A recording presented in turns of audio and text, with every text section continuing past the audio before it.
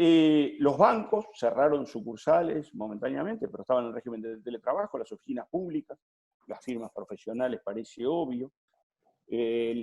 Educación sin clases, universidades sin clases, universidades retomaron en régimen, después las clases en régimen, llamemos de Zoom, por decirlo de alguna manera, y tienen hasta las pruebas y los exámenes en ese régimen todavía actualmente en la universidad.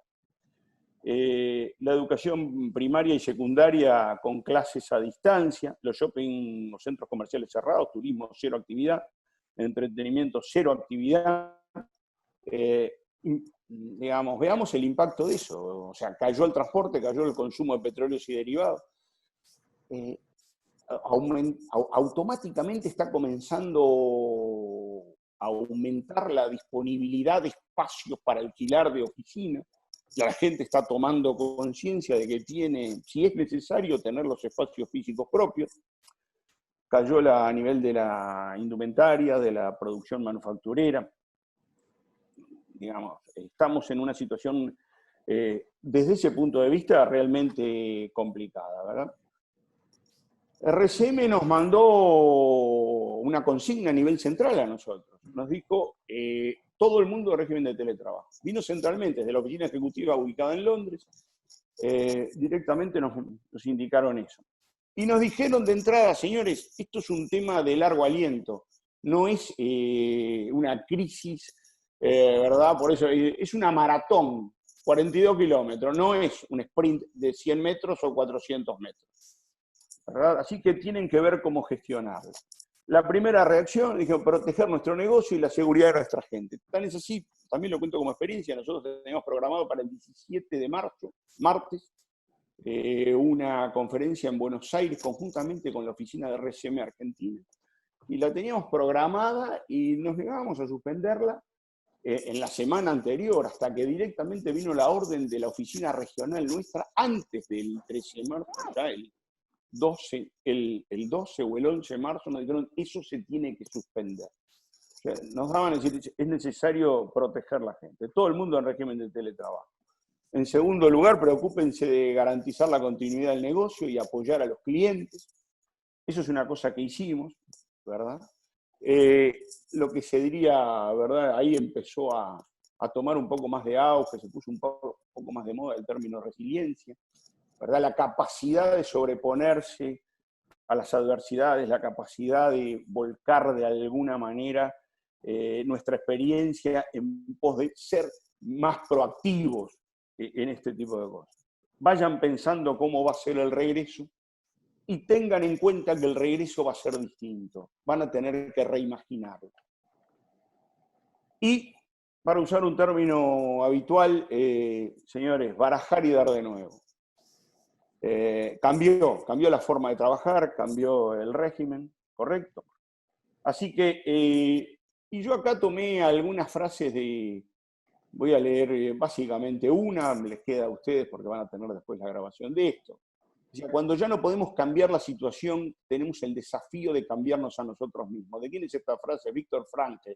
Viktor Frankl es un neurólogo austríaco que vivió entre 1905 y 1997, pero que además tiene como particularidad que Viktor Frankl estuvo en un campo de concentración entre 1942 y 1945, en Auschwitz y Dachau. Tuvo que sobreponerse a eso para seguir trabajando y fue después un neurólogo realmente destacado en lo suyo. Y acá yo ya voy a adelantar algunos de los conceptos que a mí, digamos, me impresionaron de lo de Hugo. Que básicamente tiene, yo manejo dos de los que él va a exponer a lo largo del libro. Es el tema ético y el tema responsabilidad. Eso tiene que ser un marco de actuación para sobreponernos a esta crisis, para conducirnos, para manejarnos en esta crisis. ¿Verdad? Ahí hay una frase de Camus que es de su obra La peste, ¿no? Cuando dice, lo peor de la peste no es que mata los cuerpos, sino que desnuda las almas, y ese espectáculo suele ser horroroso. Y realmente, por eso digo, el comportamiento ético tiene que ser un pilar en el proceso de gestión en tiempos de crisis. Y un segundo elemento que es la responsabilidad. ¿Qué entendemos por responsabilidad? Hacer lo que hay que hacer, ¿verdad? Y en el momento que hay que hacerlo, ¿verdad? Pero hacerlo también con el menor dolor posible, pensando que toda nuestra actividad involucra gente y que a la gente hay que ahorrarle sufrimiento dentro de nuestras posibilidades. Entonces, gestionar esta crisis con responsabilidad. Ahí tienen un ejemplo de un artículo que salió en La Nación el domingo pasado, ¿verdad? Que tiene que ver, realmente suena bastante gracioso, pero que tiene que ver con eso, digamos, hacer lo que hay que hacer en el momento que hay que hacerlo. No sentarse a esperar ver pasar la crisis ni a que la crisis nos atropelle. ¿Qué se hizo acá? Y acá dos cosas. ¿Qué es lo que hizo el gobierno? ¿Verdad? Y el gobierno básicamente actuó por el lado de la política monetaria y por el lado de la política fiscal. Por el lado de la política monetaria, ¿verdad? Prorrogó los vencimientos crediticios sin castigo patrimonial para el BCU. Es decir, esto es una licencia que le dio el Banco Central a los bancos privados. Le dijo, pueden prorrogar los vencimientos de los créditos, ¿verdad? Y no por ello los atrasos van a significar tener un castigo patrimonial para ustedes. O sea, les dio una licencia para hacer.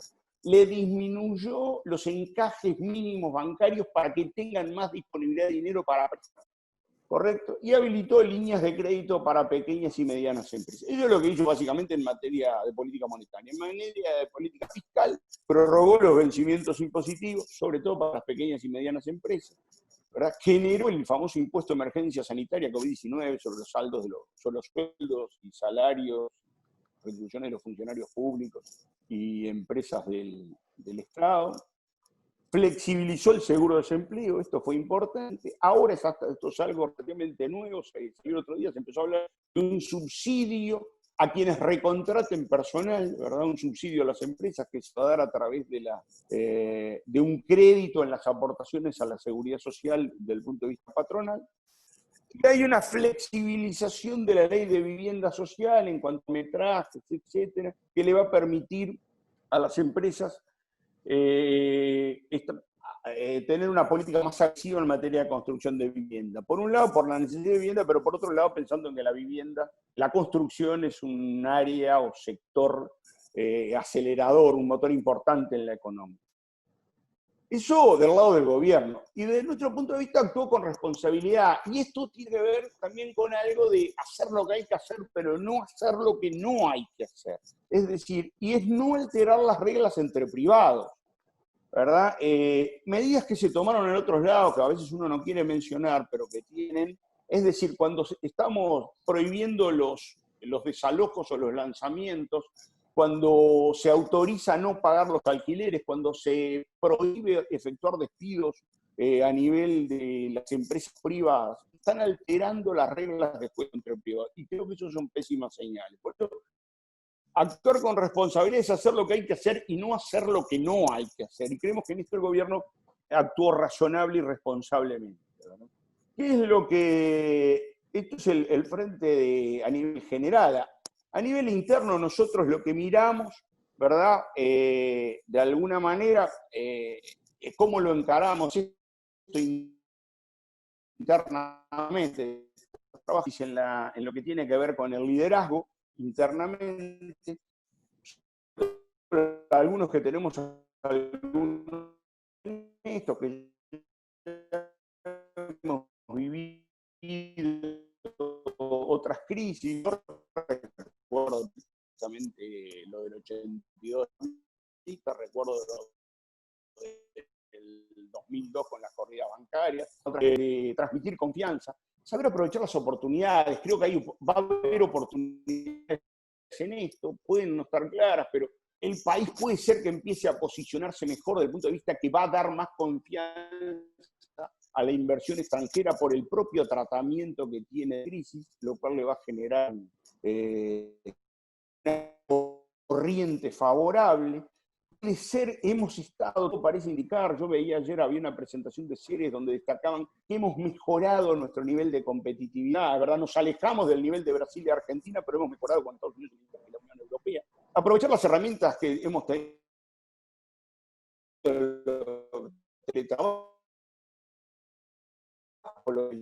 yo hablaba de innovación que estamos trabajando, mejorar las relaciones colaborativas. ¿Qué quiero decir con esto? En general, empresarios, con los colaboradores, tomar decisiones conjuntas, saber escuchar. Y saber escuchar las necesidades no solo de nuestros colaboradores, de nuestros clientes, de nuestros proveedores, interactuar colaborativamente con el Estado también, que tiene un rol protagónico en la economía. Esta crisis sobre la cual hubo está tomando ejemplo, como dice ahí, lo presento, empresario uruguayo con destacada trayectoria. Él fundó IBF Negocios en el año 2011, pero tiene una larga actuación a nivel corporativo, tanto en Uruguay como en Brasil, como en Argentina, y ha incursionado ya en lo que tiene que ver digamos, con la escritura en temas de negocio. Y yo destaco algo, destaco dos párrafos de Hugo. ¿Por qué? Por lo que yo hablaba de la parte del comportamiento ético en esto, la dimensión ética. Quienes tomamos decisiones muchas veces nos vemos obligados a ser radicales, afectamos grandemente a la vida de las personas, estamos obligados éticamente a limitar los daños colaterales, minimizar los perjuicios económicos y morales sobre las personas. Corresponde que nos aseguremos que los más débiles y vulnerables sean considerados protegidos. No quiero extenderme más,